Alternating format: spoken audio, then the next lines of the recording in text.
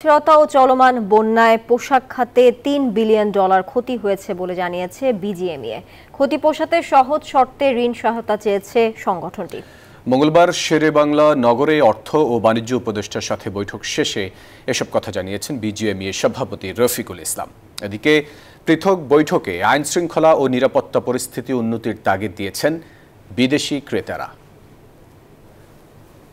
বৈষম্য বিরোধী ছাত্র আন্দোলনের জেরে এক মাসেরও বেশি সময় ধরে স্থবির ছিল দেশের অর্থনীতি। উৎপাদন ছিল বন্ধ, বাতিল হয়েছে অনেক অর্ডারও।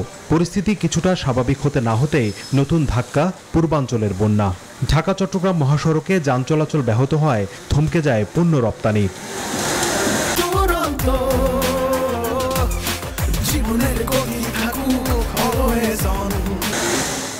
মঙ্গলবার অর্থ ও বাণিজ্য উপদেষ্টার সাথে বৈঠকে ক্ষয়ক্ষতির চিত্র তুলে ধরেন বিজিএমইএ নেতারা।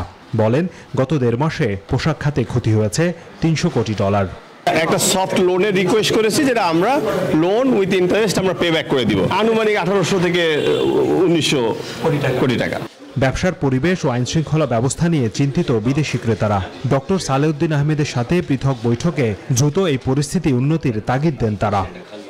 বাইরে আমরা এশিওর করেছি তোমাদের নিরাপত্তা, তারপরে তোমাদের ইনভেস্টমেন্টের অপরচুনিটি, ভালো পরিবেশ, ল অ্যান্ড অর্ডার, তারপরে ব্যাংকিং ফ্যাসিলিটি ভোগান্তি যেন না হয়, and we assured them, and তাদেরকে বলা হয়েছে, I think they have been, সে এমনটা বলছে, বাংলাদেশের নিউ বিগিনিং, দে উইল কাম।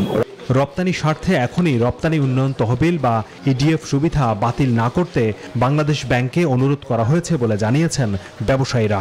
তো সেটা যাতে উড্ডয়ন না করে। হোসাইন শাহাদাত, নিউজ 24, ঢাকা।